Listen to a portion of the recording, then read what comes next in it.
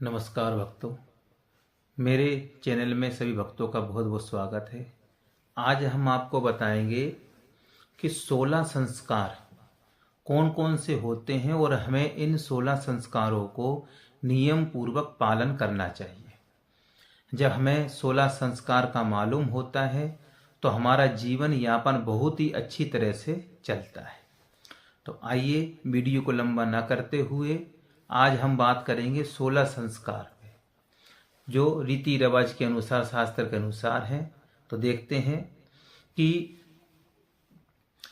16 संस्कार में पहला संस्कार है गर्भाधान संस्कार, गर्भाधान संस्कार। और दूसरा है पुंसवन संस्कार। तीसरा है सीमांतो उन्नयन संस्कार। और चौथा है जात कर्म संस्कार। और पांचवा है नामकरण संस्कार। छठवां है निष्क्रमण संस्कार।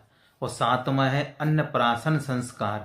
और आठवां है चूड़ा कर्म संस्कार।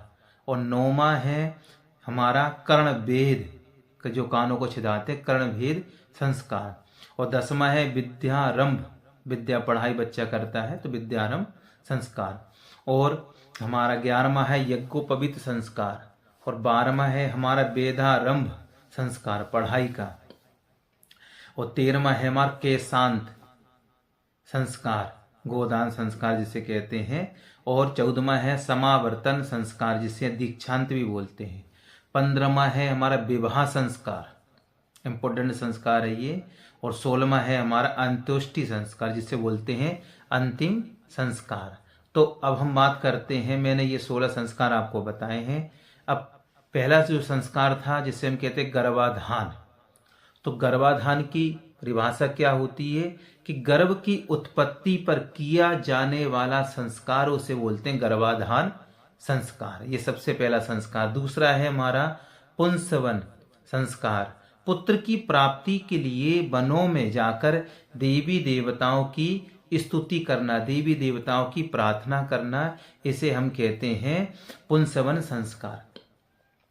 तीसरा मैंने आपको बताया था सीमांतो उयन संस्कार।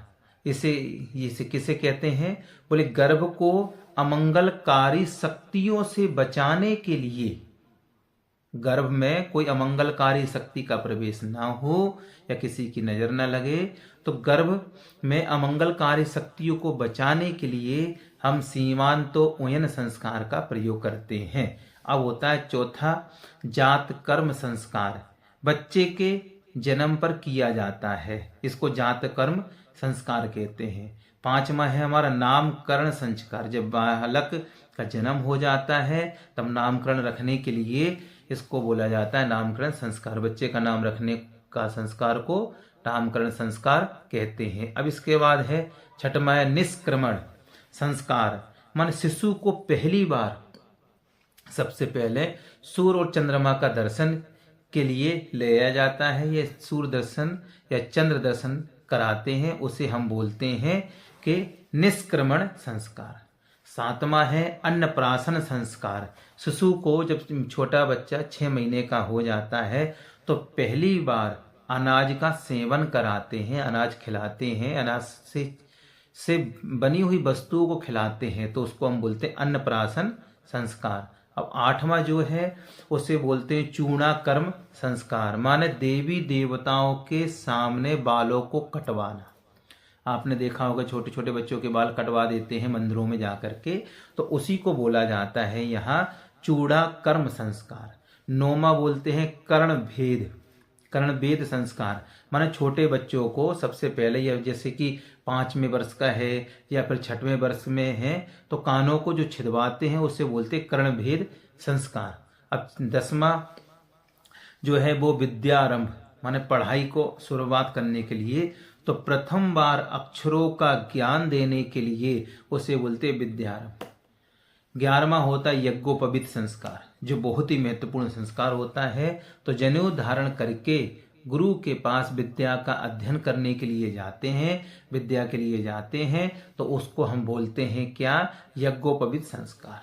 अब होता है इसके बाद 12वां वेदारंभ, जब हमारा यज्ञोपवीत हो जाता है तब वेद का आरंभ करने का हमको नियम मिल जाता है। तो गुरु द्वारा शिष्यों को वेदों की शिक्षा देना है, यही इसको बोलते हैं वेदारंभ संस्कार। अब इसके बाद होता है 12वां केशांत, जैसे गोदान भी बोलते हैं।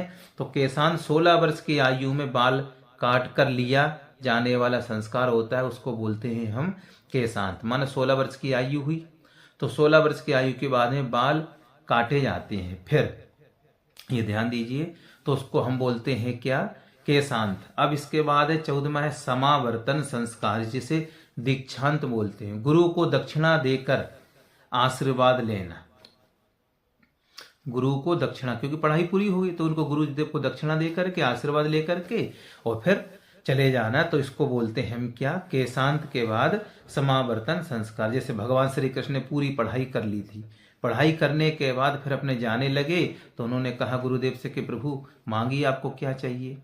तो गुरु माता ने कहा कि हमारा तो वर्षों पुराना पुत्र समुद्र में डूब के मर गया था, उसे आप लेकर के आओ तो वही तुम्हारी सच्ची दक्षिणा मानी जाएगी। तो भगवान ने उसको लेकर के आए तो सच्ची दक्षिणा मानी गई। तो यहाँ पर समावर्तन। इसके बाद है 15वां विवाह संस्कार। ये बहुत ही इंपॉर्टेंट संस्कार में माना जाता है। विवाह का मतलब क्या होता है, जीवन में गृहस्थी में प्रवेश कर जाना, विवाह के जीवन में प्रवेश कर जाना ही यहाँ विवाह संस्कार होता है। अब लास्ट में जो है अंतुष्टि संस्कार, जिसे बोलते हैं अंतिम संस्कार। यह अंतिम संस्कार माना जाता है जिसमें अंतुष्टि क्रिया होती है, 16 श्राद्ध की क्रिया होती है, ये अंतिम संस्कार माना जाता है। तो मित्रों, ये वीडियो आपको अच्छा लगा होगा। जय श्री कृष्ण, जय श्री राधे।